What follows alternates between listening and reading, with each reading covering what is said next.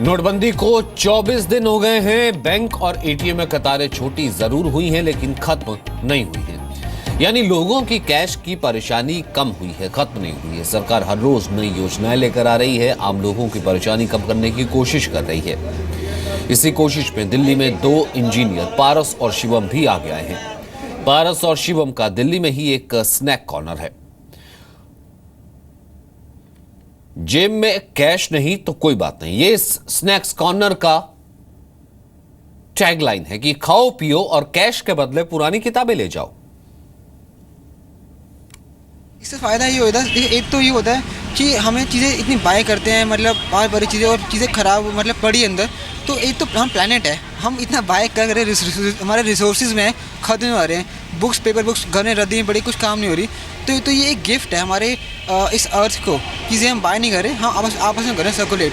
दूसरा, हम money save कर पाते हैं और हम लोग जुड़ पाते हैं, हमारे कनेक्शन बनते हैं, बुक रीडर्स मिल रहे हैं, दूसरी बुक अपनी डिस्कस कर पाते हैं ऐसे। तो इससे बहुत सारे हैं, अर्थ के लिए फ़ायदा है, लोग जुड़ते हैं, शेयरिंग बढ़ती है। और ये बुक्स के अलावा ऐसा बहुत चीज़ों में, हर चीज़ जो हमारी ज़िंदगी में होती है उसमें होती है शेयरिंग पॉसिबल है। तो आप भी सोच रहे होंगे कि कैश के बदले आखिर पुरानी किताबें क्यों, और क्या पारस और शिवम किताबें बेचकर अपना पैसा कमाएंगे? ऐसा बिल्कुल नहीं है, क्योंकि कैश के बदले पुरानी किताबें लेने के पीछे एक नेक मकसद है। पारस और शिवम इकट्ठा हुई किताबों को लोगों को पढ़ने के लिए देते हैं। एक तरह से आप इसे लाइब्रेरी कह सकते हैं। पारस और शिवम पेशे से इंजीनियर है, आईपी यूनिवर्सिटी से इंजीनियरिंग की डिग्री हासिल की है। कुछ महीने इन्होंने काम भी किया, लेकिन वो काम इन्हें पसंद नहीं आया और उसके बाद इन्होंने ये स्नैक कॉर्नर खोला, नाम रखा एक्सचेंज ओवर कॉफी। जी मीडिया संवाददाता अश्विनी कुमार गुप्ता की नोटबंदी के बुक वाले हीरोज की कहानी आपको देखनी चाहिए। दिल्ली के नॉर्थ कैंपस का ये कैफे देखने में किसी आम रोड साइड कैफे की तरह लगता है, लेकिन हम आपको बता दें कि ये दिल्ली का शायद इकलौता ऐसा कैफे है जहां पर आप पैसे दिए बिना ही अपने मनपसंद खाने की चीजें ले सकते हैं। डिमोनेटाइजेशन की वजह से लोग करेंसी की क्राइसिस से परेशान हैं। ऐसे में ये कैफे ऐसे लोगों की पहली पसंद बन चुका है। हाँ सर, मैंने किया है और ये काफ़ी अच्छा कॉन्सेप्ट है। जैसे आजकल करेंसी को लेकर भी प्रॉब्लम चल रही है, तो जिनके पास मनी नहीं है तो वो उसे यूज़ कर सकते हैं और कूपन भी यूज़ में ला सकते हैं। तो मतलब इट्स अ बेस्ट आइडिया। ये कैफे शिवम और पारस नाम के 2 इंजीनियर चलाते हैं।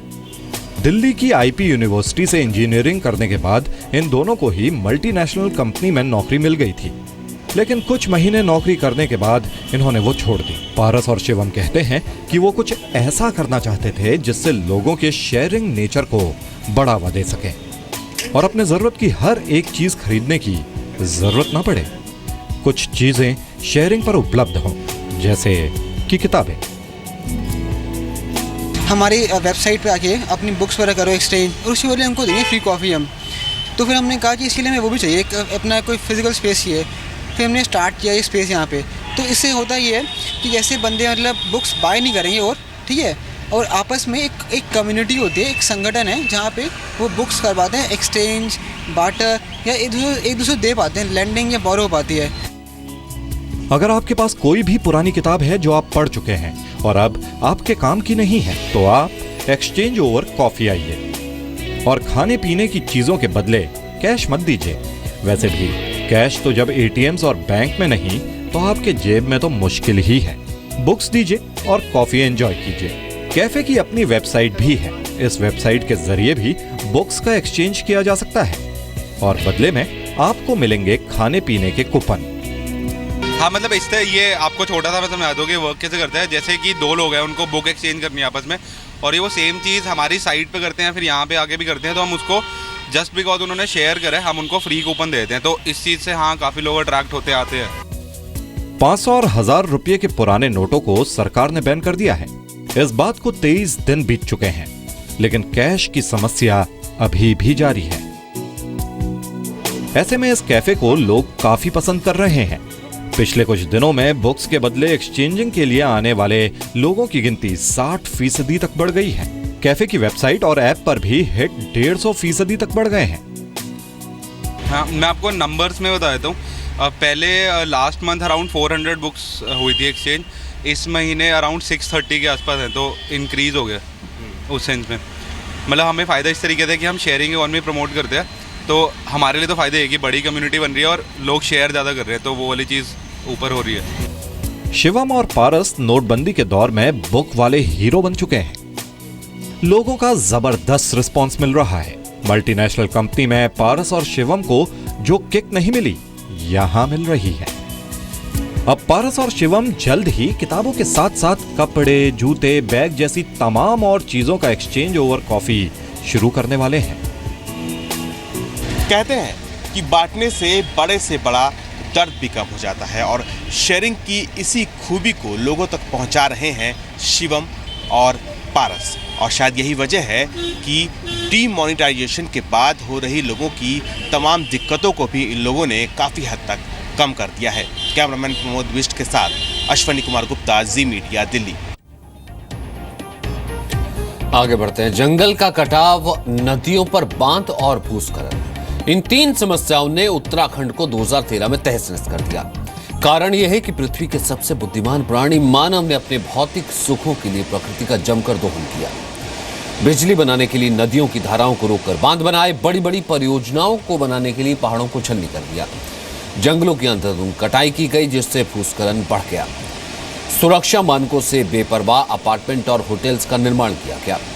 बस्तियां बस्ती चली गई, तापमान और प्रदूषण बढ़ता चला गया। ग्लेशियर पिघल गए, बादल फटा और उत्तराखंड का ये हाल हो गया।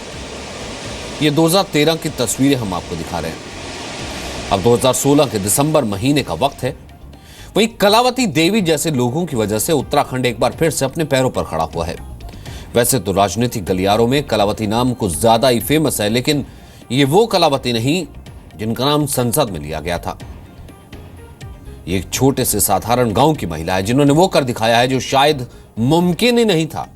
देखिए कलावती देवी की पूरी कहानी। सब काम करके कलावती देवी का परिचय साधारण है, लेकिन उनकी उपलब्धियां असाधारण है। चमोली के बाछेड़ गांव में कलावती देवी की रिहाइश है। शिक्षा नहीं मिली, स्कूल कभी नहीं जा पाए, लेकिन अपने गांव की खुशहाली के लिए कुछ भी कर गुजरने का कलावती में जज्बा था, और उन्होंने अपने इसी जज्बे से बाछेड़ गांव की तस्वीर बदल दी। चमोली के बाछेड़ गांव की रहने वाली कलावती बचपन से उत्तराखंड के विकास के आड़े आ रही 3 समस्याओं को सुलझाने के लिए संघर्ष कर रही हैं, और काफी हद तक सफल भी रही हैं। और ये तीनों समस्याएं हैं जंगल का कटाव, नदियों पर बांध और भूस्खलन।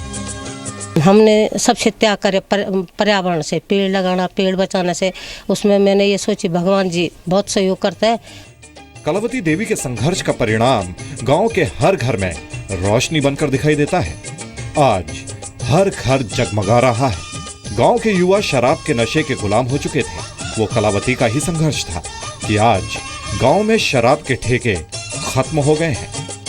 जंगल को बचाने के लिए जमीन आसमान एक कर दिया। कुछ हद तक सफलता भी मिली।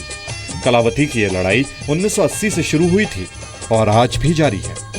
कलावती शादी करके जब बाछेड़ गांव आई थी, तब यहां न बिजली थी और न ही दूसरी जरूरी सुविधाएं। लेकिन कलावती की सीरत ने इस गांव की सूरत बदल कर रख दी। उनके गांव में बिजली नहीं थी, तो उसी को लेकर के वो 3-4 महिलाएं आई थी और वो उसके लिए संघर्षरत थी। उनके पुरुषार्थ से गांव में बिजली आ गई थी।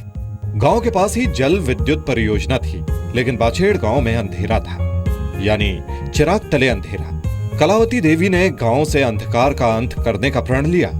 बाछेड़ से गोपेश्वर जाकर पर्यावरणविद चंडी प्रसाद भट्ट से मुलाकात की।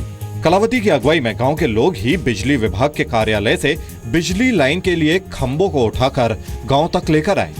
मुश्किलें सामने जरूर आईं, लेकिन गांव जगमग हो गया।